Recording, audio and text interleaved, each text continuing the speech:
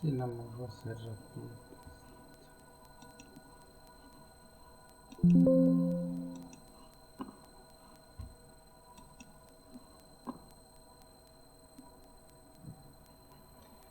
Jehová Dios y Padre nuestro que estás en los cielos, en la tierra, aquí y en todo lugar, alabado, bendecido y glorificado sea tu santo nombre por todas las criaturas del universo entero, incluidos nosotros, Señor. En esta mañana, Señor, te damos las gracias por la vida y por la salud y por todas las bendiciones que derramas sobre nosotros sin merecerlas, Señor. Te damos las gracias también por la oportunidad de leer y escuchar y de compartir tu santísima palabra, Señor. También te agradezco.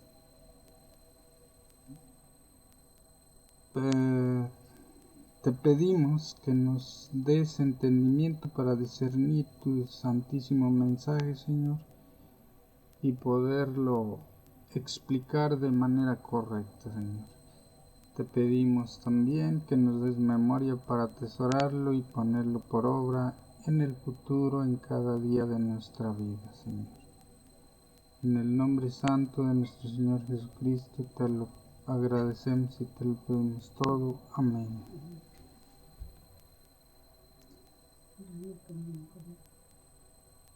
La lección que vamos a estudiar hoy se titula Las Naciones, primera parte.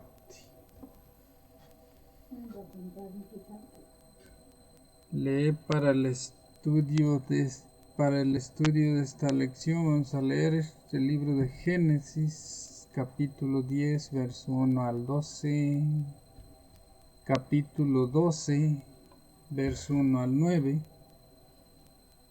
primer libro de Samuel, capítulo 8, verso 4 al 18, libro de Mateo, capítulo 20, verso 25 al 28, y por último Apocalipsis, el libro de Apocalipsis, capítulo 18, verso 1 al 4.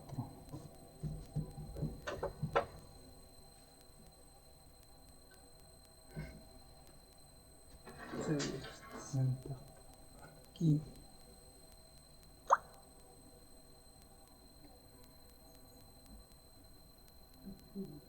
Para memorizar. Y le fue dado dominio y gloria y reino, y todos los pueblos, naciones y lenguas le sirvieron. Su dominio es eterno, que nunca pasará, y su reino nunca será destruido. Daniel 7:14. El Apocalipsis presenta las soluciones de Dios para nuestro mundo caído. En los últimos capítulos se restablece el acceso al árbol de la vida. Se levanta la maldición y somos readmitidos en la presencia de Dios. En cierto modo, el Apocalipsis es el libro de Génesis al revés, por lo que Génesis sigue siendo una clave importante para entender cómo se originaron los problemas del mundo. Uno de los temas clave tanto en Daniel como en Apocalipsis es el gobierno del mundo. Una sucesión de intentos humanos de controlar un planeta que pertenece legítimamente a Dios y al que, cuando este horrible episodio de pecado y rebelión termine para siempre, Él volverá a gobernar con justicia. El largo proceso que conduce a ese momento abarca miles de años de intentos humanos de gobernar al mundo por sus propios medios. Incluso los sistemas con los ideales más elevados han fracasado trágicamente. Gran parte de la triste historia de la humanidad a lo largo de los siglos no es más que el relato de la tragedia que estos sistemas fallidos han traído sobre la humanidad.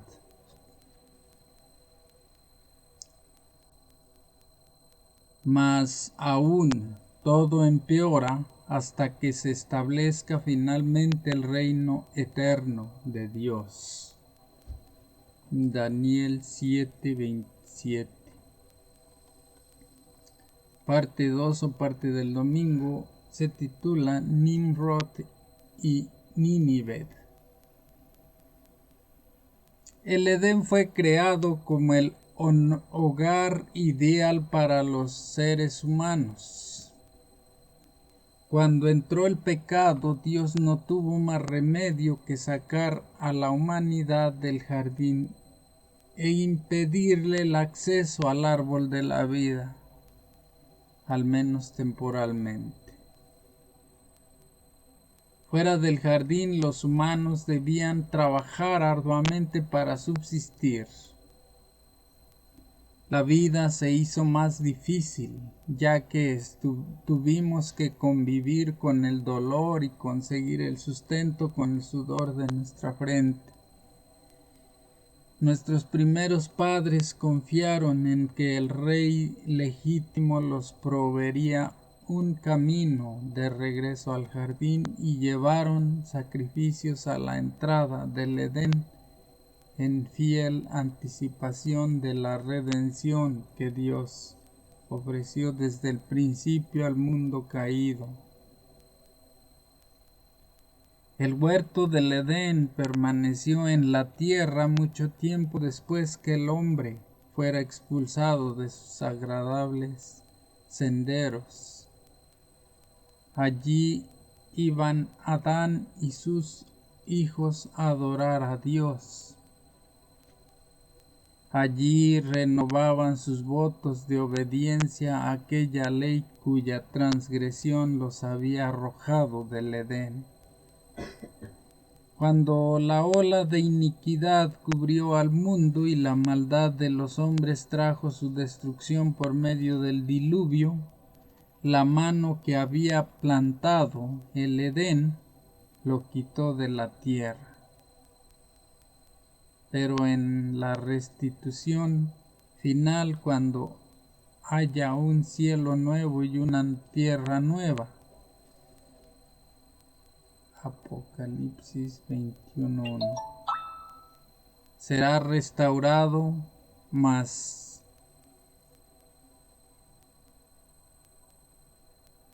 y más gloriosamente embellecido que al principio.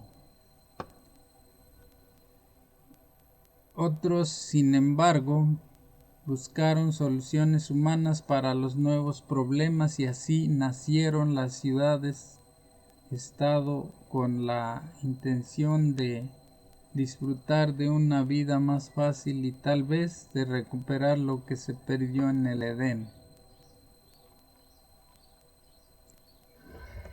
Lee Génesis 10:1-12. Vamos a la Biblia.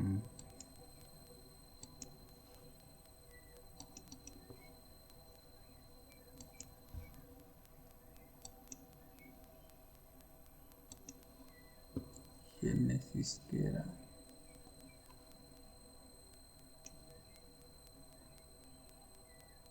10:1-12. Entonces 10. Los descendientes de los hijos de Noé. Estas son las generaciones de los hijos de Noé: Sem, Cam y Jafet, a quienes nacieron hijos después del diluvio. Los hijos de Jafet: Gomer, Magog, Madai, Javán, Tubal, Mesec y Tiras. Los hijos de Gomer: Askenas, Rifat y Togarma. los hijos de Javán, Elisa, Tarsis, Kitim y Dodanim. De estos se poblaron las costas, cada cual según su lengua, conforme a sus familias en sus naciones. Los hijos de Cam, Cus, Misraim, Fut y Canaán. Y los hijos de Cus, Seba, Javila, Sabta, Rahama y Sabteca. Y los hijos de Rama, Seba y Dedan.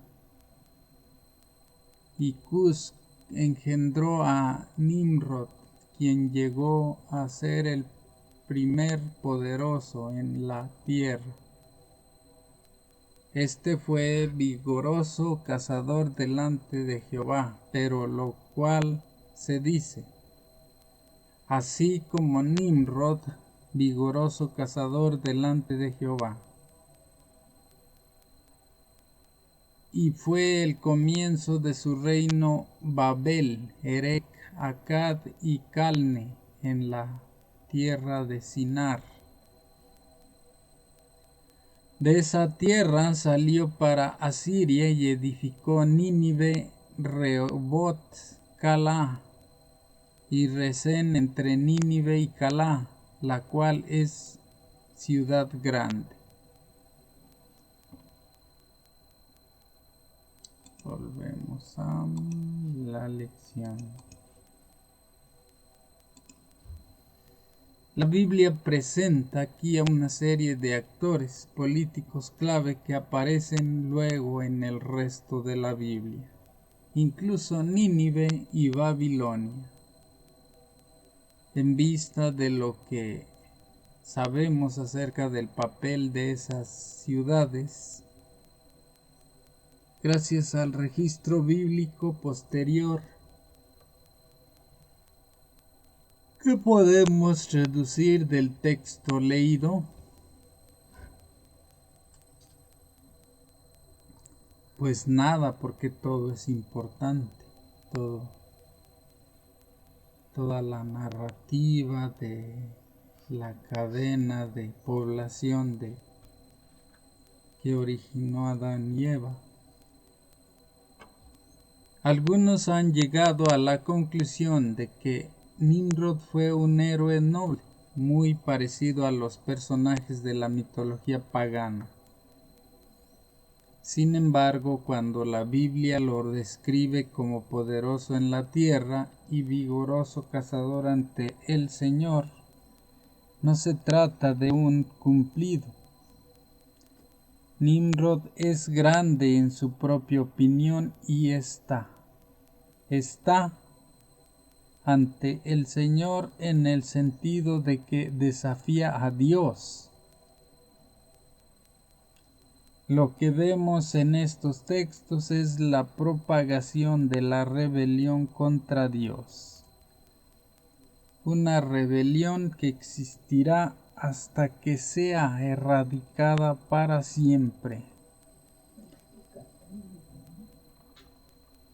Parte 3 o parte del lunes se titula El llamado de Abraham.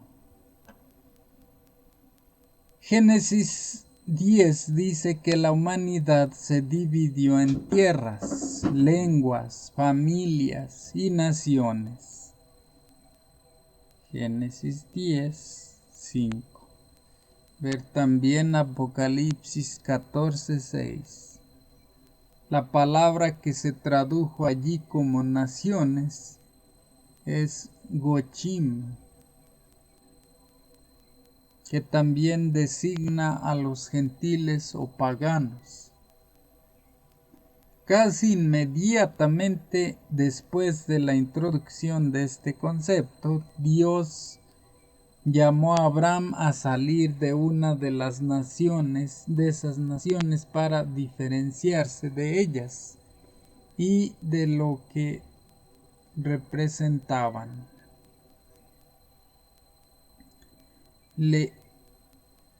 leamos Génesis 12, 1 al 9. Vamos otra vez a la Biblia.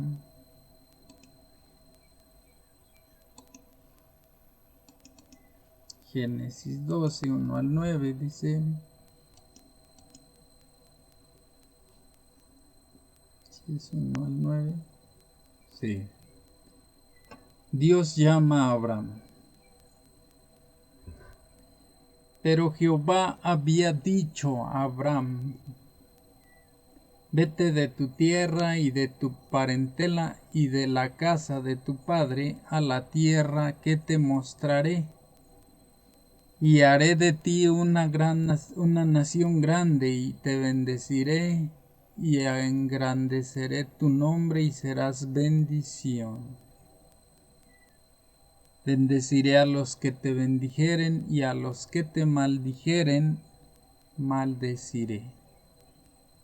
Y serán benditas en ti todas las familias de la tierra. Y se fue Abraham como Jehová le dijo, y Lot fue con él. Y era Abraham de edad de 75 años cuando salió de Harán. Tomó pues Abraham a Sarai su mujer y a Lot hijo de su hermano, y todos sus bienes que había ganado y las personas que había adquirido en Harán, y salieron para ir a tierra de Canaán. Y a tierra de Canaán llegaron. Y pasó Abraham por aquella tierra hasta que el lugar de Siquem, hasta el encino de Moré,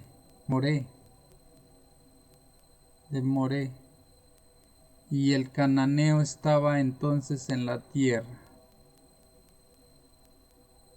Y apareció Jehová a Abraham y le dijo: a tu descendencia daré esta tierra. Y edificó allí un altar a Jehová, quien le había aparecido. Luego se pasó de allí a un monte al oriente de Betel y plantó su tienda, teniendo a Betel al occidente y ahí al oriente, y edificó allí altar a Jehová e invocó el nombre de Jehová. Y Abraham partió de allí caminando y yendo hacia el Negev. Volvemos a la lección.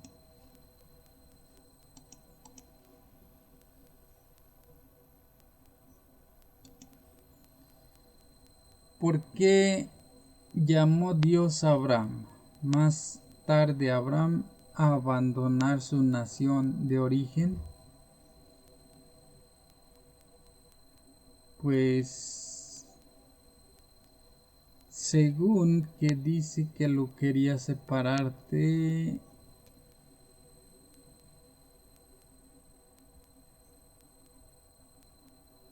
de la contaminación del pecado o de la sociedad pecaminosa, y hacer que él fundara una nueva ciudad santa y buena o bendita.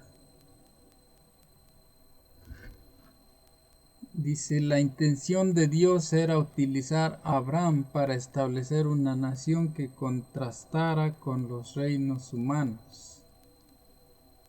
No debían tener otro rey que Dios mismo. El pueblo debía ejemplificar lo que sucedería si la raza humana regresaba a su creador. Israel fue establecido con el propósito de que fuera una bendición para todas las familias de la tierra. Dios había derramado sobre ellos los luz y privilegios que no se habían visto en el mundo desde quizá antes del diluvio. Ahora dice, lee Deuteronomio 4, 5 al 9. Vamos otra vez a la Biblia.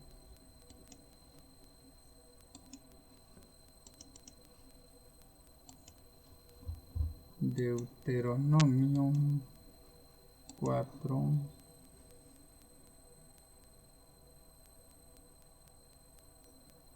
5 al 9 dice: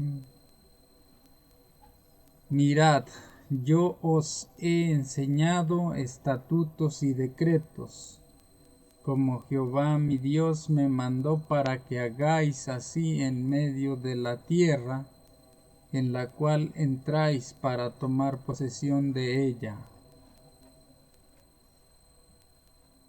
Guardadlos,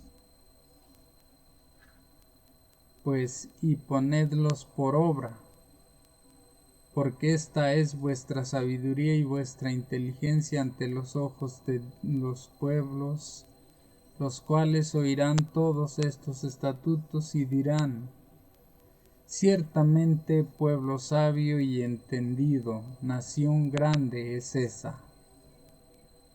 Porque ¿qué nación grande hay que tenga dioses tan cercanos a ellos como lo que es Jehová, nuestro Dios, en todo cuanto le pedimos? ¿Y qué nación grande hay que tenga estatutos y juicios justos como es toda esta ley que yo pongo hoy delante de vosotros?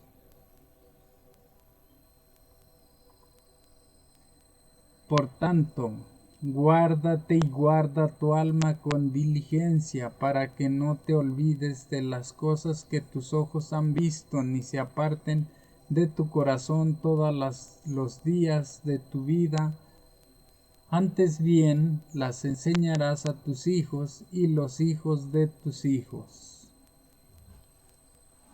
Amén.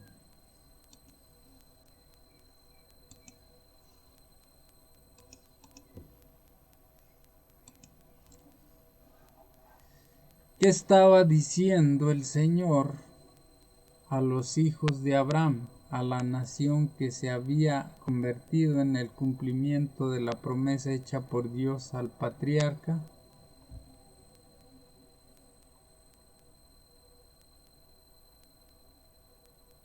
Pues les estaba diciendo que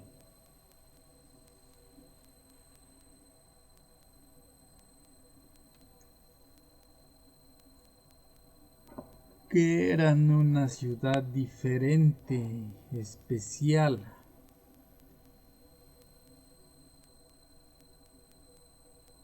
que guardaran los estatutos, dice.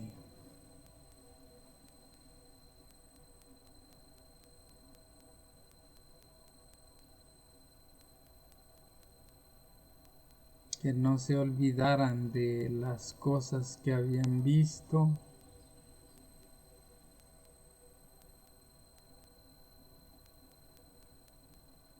y que apartaran su corazón, que no apartaran su corazón y todos los días de su vida se acordaran de Jehová Dios. Bueno, pues de él, porque él les estaba hablando.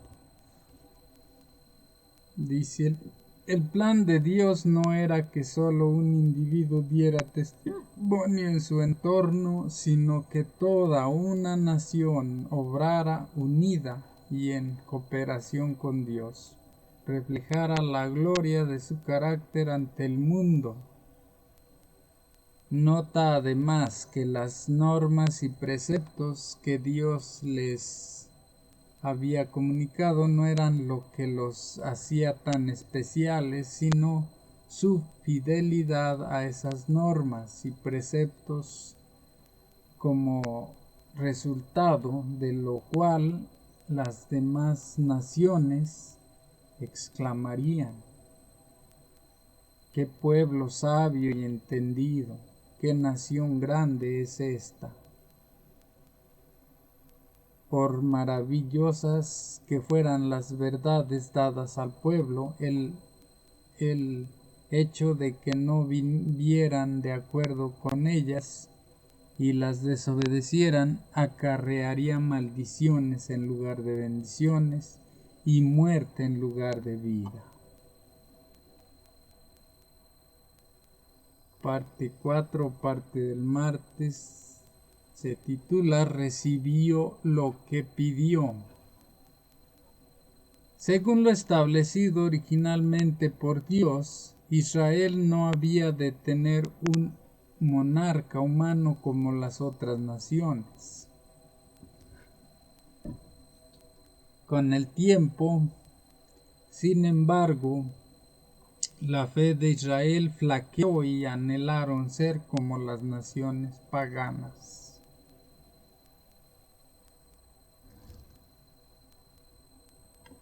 Lee Samuel 8, 1 Samuel 8, 4 al 18. Vamos otra vez a la Biblia.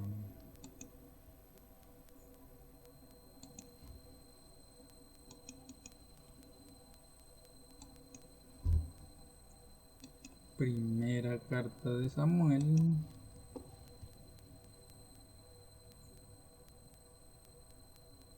8, 4 al 18.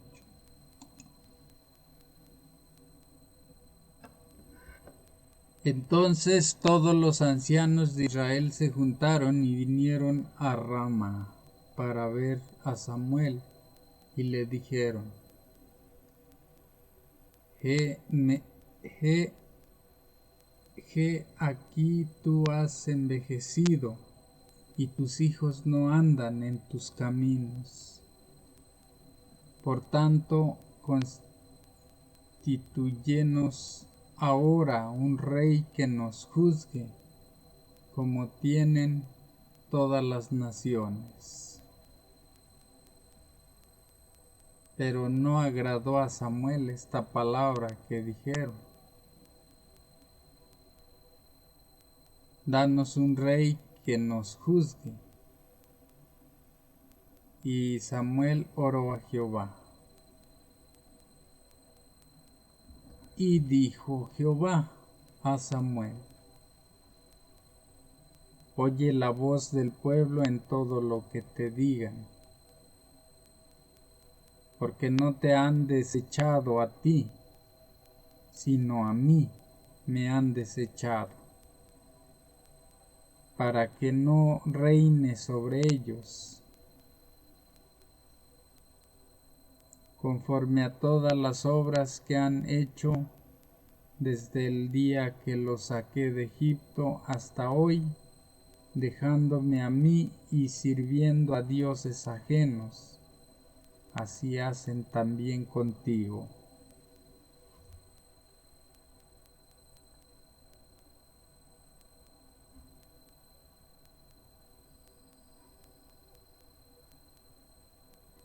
Ahora pues oye su voz,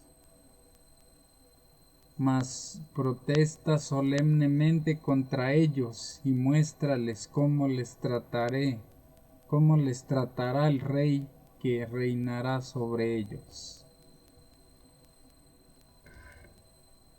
Y refirió Samuel todas las palabras de Jehová al pueblo que le había pedido rey. Dijo pues: así hará el rey que reinará sobre vosotros. Tomará vuestros hijos y los pondrá en sus carros y en su gente de a caballo, para que corran delante de su carro.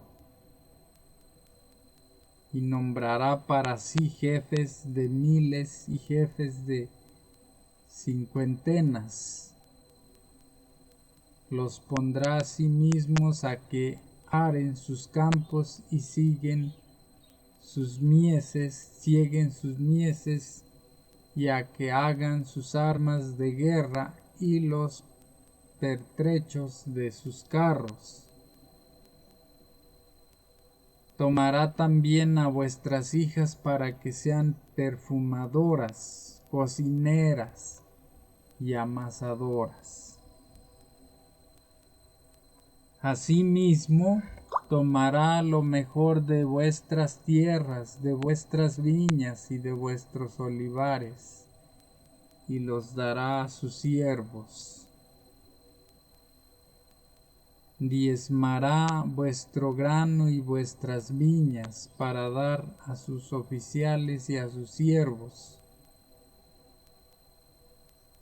Tomará vuestros siervos y vuestras siervas, vuestros mejores jóvenes y vuestros asnos, y con ellos hará sus obras. Diezmará también vuestros rebaños y seréis sus siervos. Y clamaréis aquel día a causa de vuestro rey que os habréis elegido. Mas Jehová no os responderá en aquel día. Ahí está, dice que Él no responderá porque pues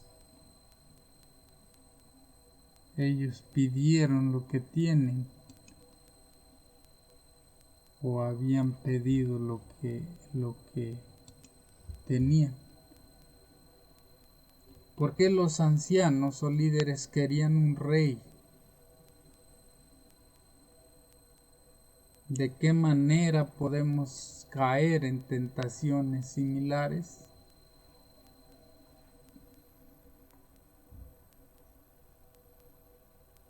Pues ellos querían una autoridad que les permitiera hacer lo que les diera la gana, como en la Iglesia Católica.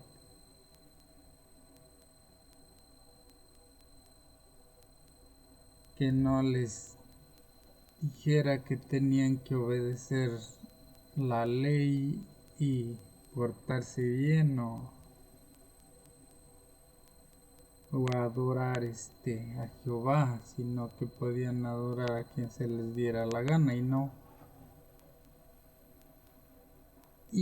se iba a meter. Es por eso que las autoridades no se meten en lo religioso. Bueno, habían pactado con la Iglesia Católica para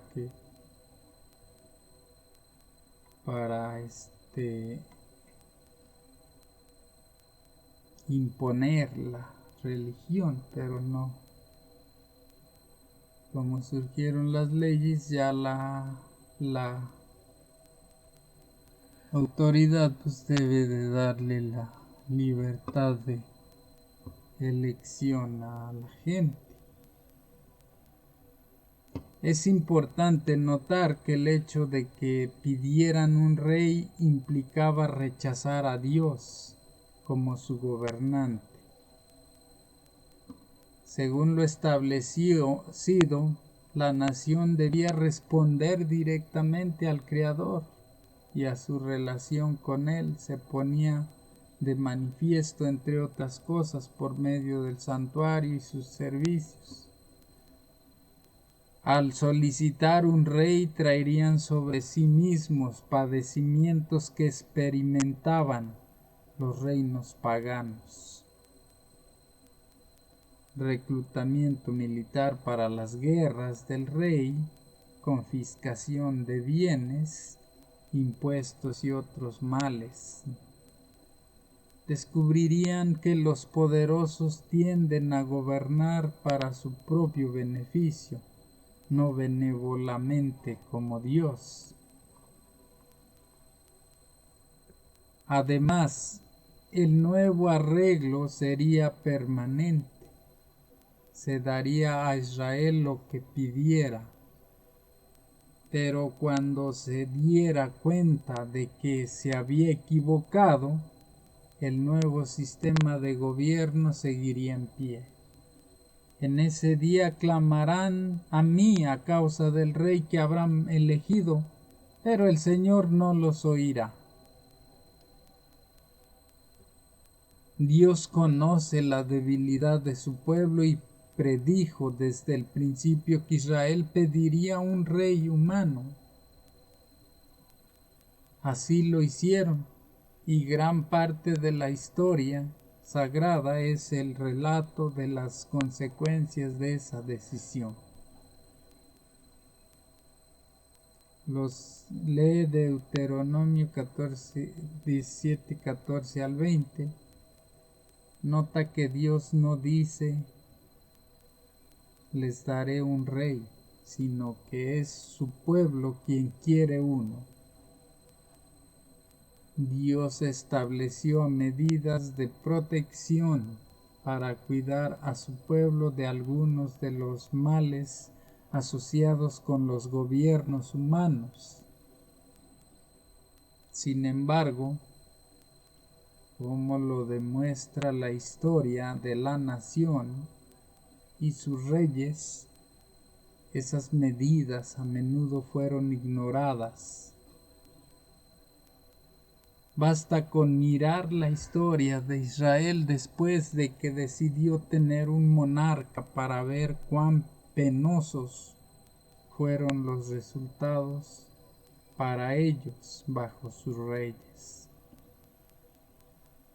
Aunque algunos de estos fueron mejores que otros, incluso los buenos hicieron lo malo. Piensa en David en Betsabé. En muchos casos la nación vivió bajo el gobierno de un rey tras otro que hizo lo malo a los ojos del Señor. Hoy, como ayer, todos los gobiernos humanos tienen algo en común.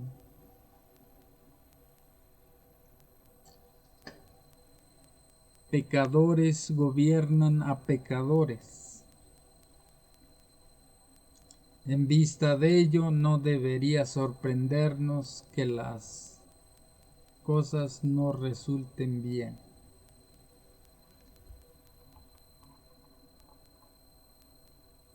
Me acordé de que se murió el Papa, creo. Parte 5, parte del miércoles, se titula Los gobernantes de los gentiles.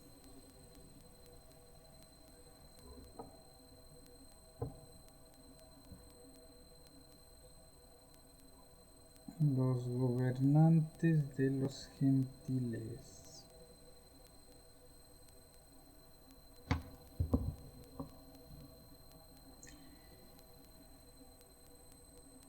La manera en que Dios se relacionó con Israel ilustra cómo se relacionó con la iglesia cristiana. De hecho, los errores de Israel sirvieron en muchos aspectos para prefigurar los errores de la iglesia. Lejos de poder afirmar que somos espiritualmente superiores al antiguo Israel, los cristianos hemos sido hasta hoy muy susceptibles a acceder a las mismas tentaciones. Dice, lee Mateo 20, 25 al 28. Vamos a la Biblia.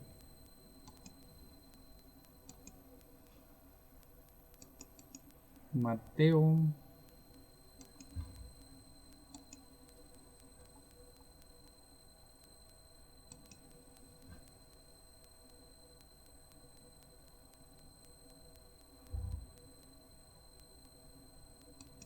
20, 25 al 28. Dice, entonces Jesús llamándolos dijo, Sabéis que los gobernantes de las naciones se enseñorean de ellas, y los que son grandes ejercen sobre ellas potestad. Mas entre vosotros no será así, sino que el que quiera hacerse grande entre vosotros será vuestro servidor.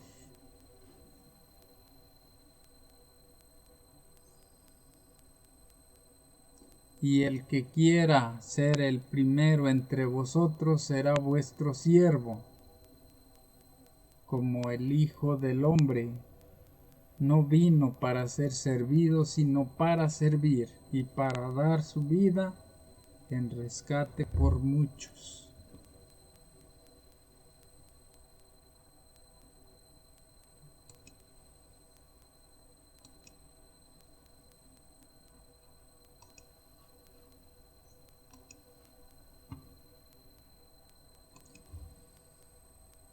¿Contra qué error advirtió Jesús a sus discípulos al establecer la obra de la iglesia cristiana?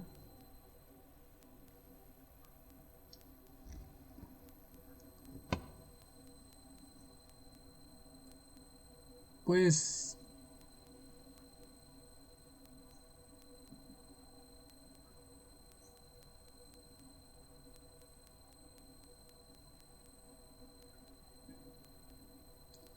que los gobernantes iban a ejercer potestad sobre la iglesia, las iglesias, y iban a tratar de, a controlarlas para que no se les fueran o para que no se les vayan de las manos.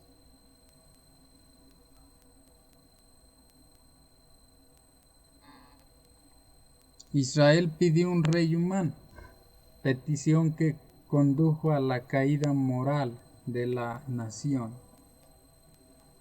Los reyes se volvieron progresivamente más malvados hasta que Dios permitió que los babilonios llevaran cautivo a su pueblo como una forma de corregir su rumbo.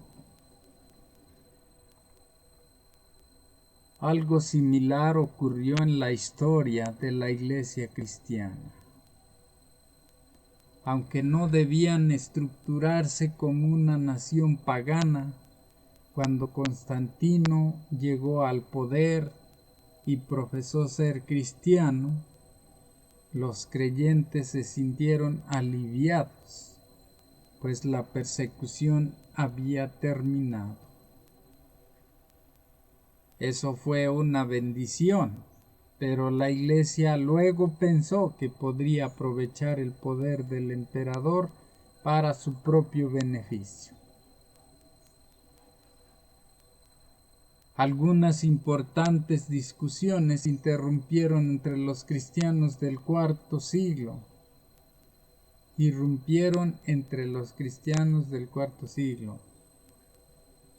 Algunas importantes discusiones.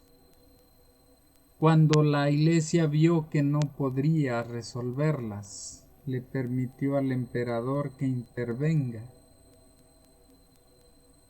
Gradualmente el obispo cristiano de la ciudad de Roma adquirió mayor protagonismo, aunque antes era un obispo superior entre iguales. El Estado comenzó a intervenir en asuntos religiosos, y una vez que el Estado tuvo un pie puesto dentro de la iglesia, las cosas fueron de mal en peor. Al igual que el antiguo Israel, muchos de los capítulos más oscuros de la historia cristiana son el resultado directo del compromiso de la iglesia con el mundo. Así como Israel se volvió hacia la adoración de ídolos y sus reyes se corrompieron por su apetito de poder hasta el punto de sacrificar niños a los ídolos. La Iglesia adoptó gradualmente muchos de los medios y métodos de un imperio pagano hasta el punto de que muchos creyentes fieles fueron martirizados porque eran percibidos como amenazas para la Iglesia-Estado. Iglesia-Estado. Parte del jueves o parte 6 o parte del jueves se titula Una luz para los gentiles. Dios estableció la nación de Israel para salvar al mundo, no para condenarlo. La mayoría de nosotros nos sentimos condenados cuando somos controlados por el comportamiento justo de alguien. Así que la existencia de Israel también sirvió para resaltar el pecado y el egoísmo de las naciones vecinas. Los creyentes que viven en armonía con Dios resaltan el carácter justo de Él y motivan hacia otros a reflexionar. Idealmente, la vida de quienes guardan los mandamientos de Dios debería ilustrar el carácter divino. Si los israelitas hubieran actuado como debían y hubieran hecho lo que se les había indicado, las naciones paganas se habrían acercado a ellos de manera pacífica y deseosas de saber más acerca de ellos y de su Dios.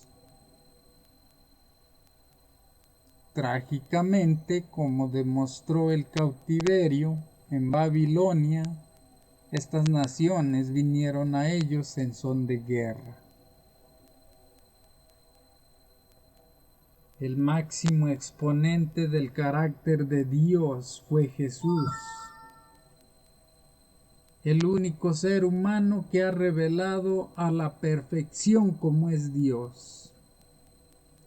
Pero su ejemplo perfecto, que ciertamente produjo convicción en los corazones, tenía la intención de ser una invitación al camino de Jehová Dios. El propósito divino para el establecimiento de la nación de Israel fue el mismo que para la Iglesia. Él anhela que su pueblo atraiga a los pecadores a Cristo. El llamado del mensaje de los 3 ángeles proclamado por su Iglesia no se dirige a unos pocos elegidos, sino a toda nación y tribu, lengua y pueblo. Apocalipsis 18:1 predice que toda la tierra será iluminada con la gloria de Dios antes del regreso de Cristo.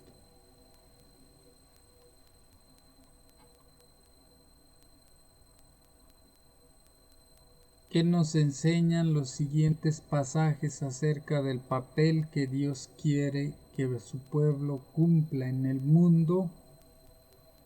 ¿Cómo podemos aplicar estos principios a nosotros mismos? Es Números 14, 17 al 21. Vamos otra vez a la Biblia.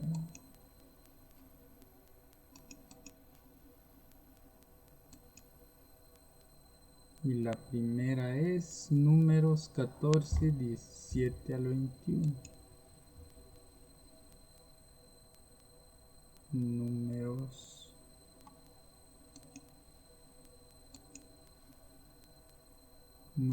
10. 14. Era 14. 17 al 21. A ver qué dice. Ahora pues yo te ruego que sea magnificado el poder del Señor como lo hablaste diciendo: Jehová tardo para la ira y grande en misericordia, que perdona la iniquidad y la rebelión, aunque de ningún modo tendrá por inocente al culpable, que visita la maldad de los padres sobre los hijos hasta los terceros y hasta los cuartos.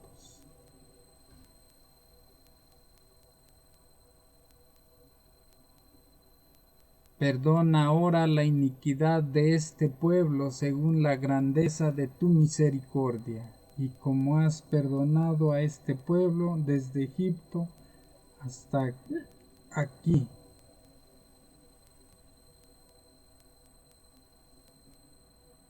Entonces Jehová dijo: Yo lo he perdonado conforme a tu dicho. Mas tan ciertamente como vivo yo y mi gloria llena toda la tierra.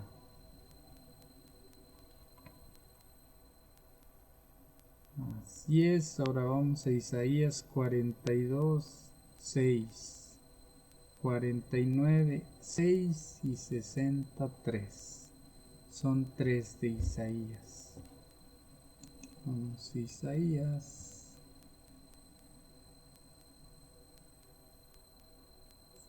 Aquí está. La primera cita es 42, 6.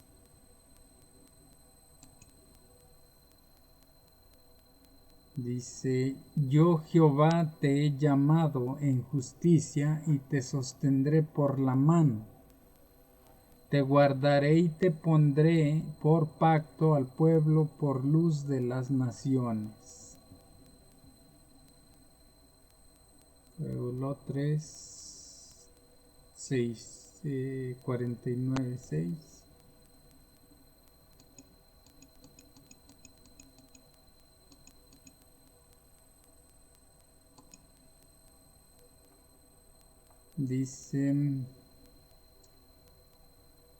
Dice: Poco es para mí que tú seas mi siervo, para levantar las tribus de Jacob y para que restaures el remanente de Israel. También te di por luz de las naciones, para que seas mi salvación hasta lo postrero de la tierra. Mi salvación, pero no para Jehová Dios, mi salvación para mi creación, da a entender, porque Jehová Dios no necesita nada que lo salve. 63. Tenemos que ir hasta el 60. Y leer el 3. Y andarán las naciones a tu luz y los reyes al resplandor de tu nacimiento. Okay. De ahí vamos de nuevo ya a la lección.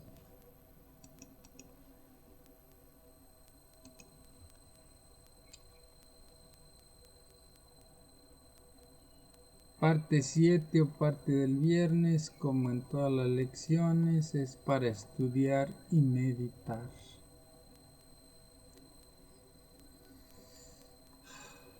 Lee Isaías 44, 24 a 45, 13. 44, 24, 45, 13. A ver. Otra vez la Biblia.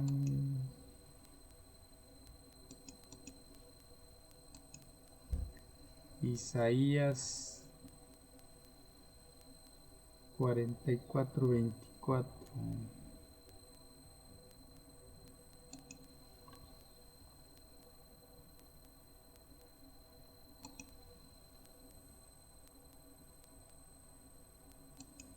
en adelante. Dice, así dice Jehová tu Redentor, que te formó desde el vientre.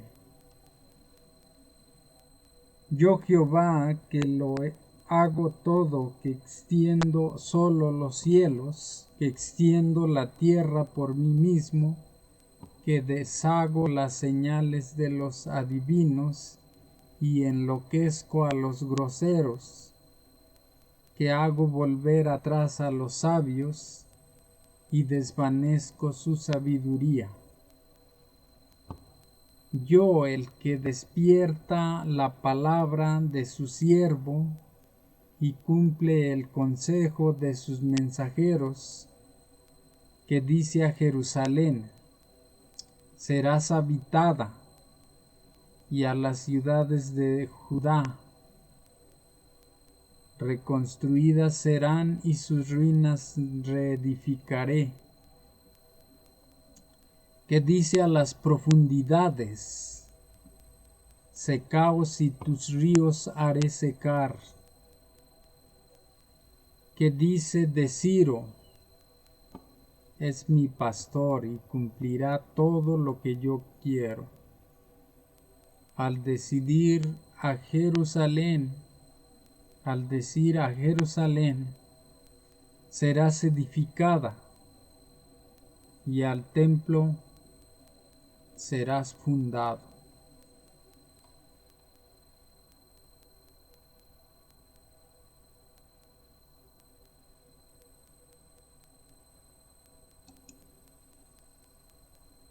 Así dice Jehová a su ungido, a Ciro, al cual tomé yo por su mano derecha para sujetar naciones delante de él y desatar lomos de reyes, para abrir delante de él puertas y las puertas no se cerrarán.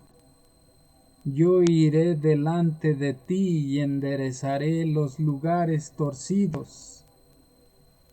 Quebrantaré puertas de bronce y cerrojos de hierro haré pedazos. Y te daré los tesoros escondidos y los secretos muy guardados para que sepas que yo soy Jehová el Dios de Israel, que te pongo nombre. Por amor de mi siervo Jacob y de Israel, mi escogido, te llamé por tu nombre. Te puse sobrenombre, aunque no me conociste. Yo soy Jehová y ninguno más hay. No hay Dios fuera de mí. Yo te ceñiré aunque tú no me conociste, para que se sepa desde el nacimiento del sol y hasta donde se pone que no hay más que yo. Yo, Jehová, y ninguno más que yo, que formo la luz y creo las tinieblas, que hago la paz y creo la adversidad. Yo, Jehová, soy el que hago todo esto.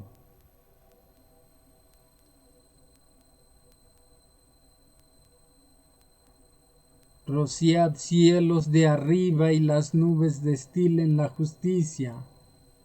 Ábrase la tierra y produzcanse la salvación y la justicia. Hágase brotar juntamente. Yo, Jehová, lo he creado. Ay del que pleitea con su hacedor, el tiesto con los tiestos de la tierra. Dirá el barro al que lo labra, ¿qué haces? ¿O tu obra no tiene manos? Ay del que dice al padre, ¿por qué engendraste?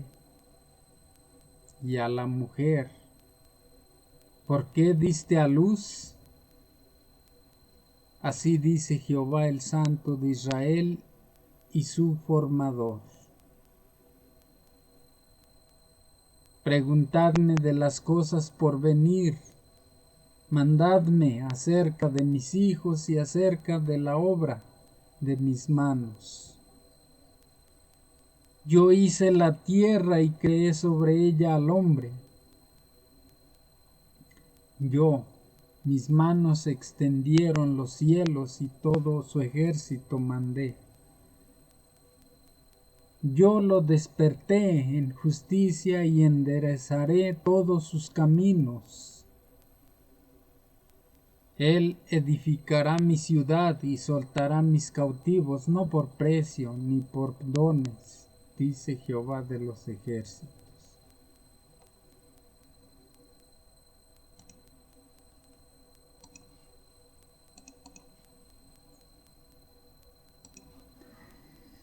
Poco a poco, primero solapadamente y a hurtadillas, y luego más abiertamente a medida que aumentaba su fuerza y ganaba el control de las mentes de los hombres, el misterio de la iniquidad hizo progresar su obra engañosa y blasfema de un modo casi imperceptible.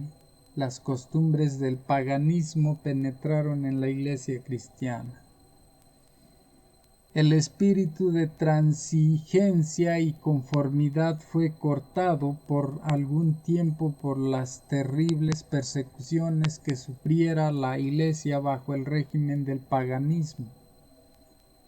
Pero cuando la persecución cesó y el cristianismo entró en las cortes y palacios, la iglesia dejó a un lado la humilde sencillez de Cristo y de sus apóstoles por la pompa y el orgullo de los sacerdotes y gobernantes paganos, y sustituyó los requerimientos de Dios por las teorías y tradiciones de los hombres. La conversión nominal de Constantino a principios del siglo IV causó gran regocijo, y el mundo disfrazado con capa de rectitud se introdujo en la iglesia. Desde entonces la obra de corrupción progresó rápidamente. El paganismo, que parecía haber sido vencido, vino a ser el vencedor. Su espíritu dominó a la iglesia. Sus doctrinas, ceremonias y supersticiones se incorporaron a la fe y al culto de los que profesaban ser discípulos de Cristo.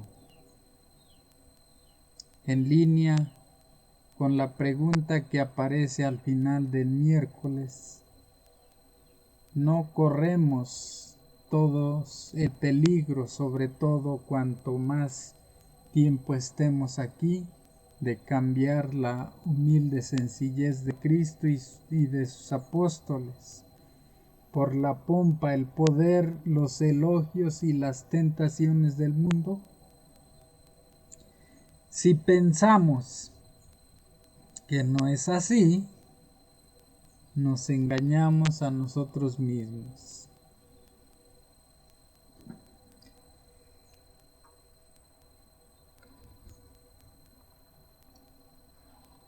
Allí dio mentó a Constantino, el que cambió el día de reposo, que en vez de seguir respetando el sábado como dice la Biblia, descansaran o adoraran el domingo. Y ahí está la gran. Por eso se refiere a que dice que la pregunta, no correremos todos el peligro de cambiar la humilde sencillez de Cristo y de sus apóstoles por la pompa del poder del mundo. Si pensamos que no es así, nos engañamos a nosotros mismos. Bueno, ahora vamos con el folleto misionario, el testimonio de hoy, otro de Renato. Se titula Liberar a los presos. Un viernes por la noche Renato repasaba el sermón que había preparado para predicar al día siguiente. Por su 37º cumpleaños, este brasileño se encontraba en Tailandia en mitad de su primer año como profesor misionero y había pedido al pastor que le permitiera predicar por su cumpleaños. Estoy lejos de casa, le había dicho. No sé qué hacer por mi cumpleaños. Predicar es la mejor manera en que puedo celebrar. Pero mientras Renato repasaba las notas de su sermón, recibió una llamada de la sede de la División Sudamericana en Brasil. Parecía que Dios tenía otra cosa en mente para el cumpleaños de Renato. ¿Podrías ir al aeropuerto de Bangkok?, le preguntó el interlocutor, un director de departamento de la División Sudamericana. Un antiguo miembro adventista ha sido detenido por tráfico de drogas. El corazón de Renato se conmovió ante la preocupación de la persona que llamaba. Brasil está muy lejos de Tailandia, pero el líder de una iglesia brasileña estaba preocupado por un antiguo miembro de la iglesia que había sido detenido en Tailandia. Necesitamos que un misionero visite a este chico y ore con él. Que ore, no que llore. Siguió diciendo el director de departamento. Quizás puedas darle una Biblia. Necesitamos a alguien que lo abrace. Renato dejó a un lado su sermón y se fue al aeropuerto. No entendía muy bien el tailandés, por lo que no estaba seguro de cómo comunicarse con la policía. También se sentía ansioso e incluso un poco asustado por ir a la policía a hablar de alguien a quien no conocía. Una vez en el aeropuerto, la policía le dijo que había llegado demasiado tarde. El joven ya había sido trasladado a otro lugar, así que no podía hacer nada en el aeropuerto. Varias semanas después, Renato recibió otra llamada. Hasta esta vez era el abogado del joven en Brasil. Le dijo que su cliente estaba en una prisión cerca de Bangkok y le preguntó si podía ir a visitarlo. Renato fue en lo que sería la primera de muchas visitas periódicas a la cárcel. Unas veces el joven necesitaba comida, pues en la cárcel se servía a menudo cerdo y marisco, platos populares en Tailandia, pero él no comía comida impura. La madre del joven llamó a Renato y juntos pensaron en comida que pudiera llevar a la prisión. El joven le reconoció a Renato que había cometido un grave error y le expresó su deseo de arreglar las cosas con Dios.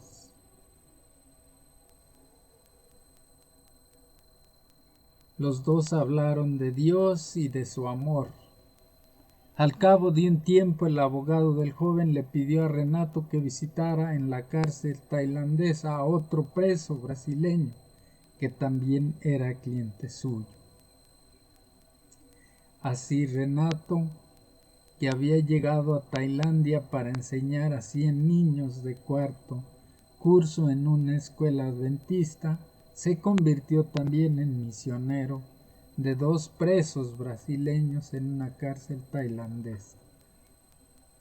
Hoy visita a los 2 hombres todos los meses y está dispuesto a reunirse con otros reclusos extranjeros si Dios le brinda la oportunidad. Oró para que el Señor transforme sus corazones, dice Renato. Quizá en el futuro veamos el fruto de estas oraciones. Pido a los miembros de la Iglesia de todo el mundo que se unan a mí. Oremos por estos 2 jóvenes y por todos los extranjeros encarcelados en Tailandia. Sería maravilloso que tuvieran la oportunidad de conocer a Dios.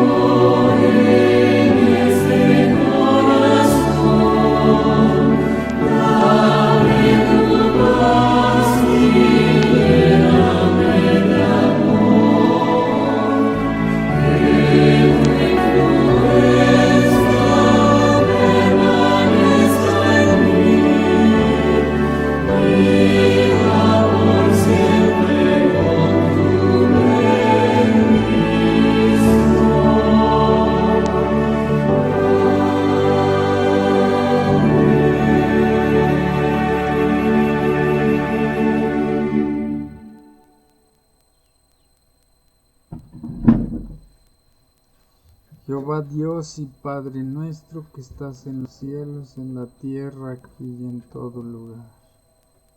Alabado, bendecido, glorificado, ensalzado y honrado sea tu santo nombre por todos los seres vivos de la tierra y del universo entero, incluidos nosotros, Señor. En esta mañana te agradecemos nuevamente por la vida, por la salud y por todas las bendiciones que derramas sobre nosotros sin merecerlas, Señor. Te agradecemos por la oportunidad de leer y escuchar tu santísima palabra, Señor. Te pedimos entendimiento, te pedimos que se quede en nuestro corazón, en nuestra mente, para ponerlo por obra en los días venideros, Señor. Te pedimos, Señor, por todos los enfermos del mundo, Señor, para que tú les des el descanso eterno, les des la sanación según sea tu juicio, Señor. Y te pedimos por todas las almas de las personas que ya no están con nosotros, Señor, para que tú las conserves hasta que venga tu Hijo, nuestro Señor Jesucristo, y podamos estar con ellos de nuevo, Señor. Te pedimos por todos los presos, no nada más de Tailandia, sino de el mundo entero, Señor, que tú les presentes tu plan de salvación y lo acepten de todo corazón, para que sean salvos, Señor. En tus manos ponemos nuestra salud y nuestra vida y la de todos nuestros familiares y la de todos los seres humanos y también los animalitos, porque no del universo entero, Señor. Para que sea tu santísima voluntad en nuestra vida y salud, ahora y siempre, Señor, por los siglos de los siglos santos. Amén.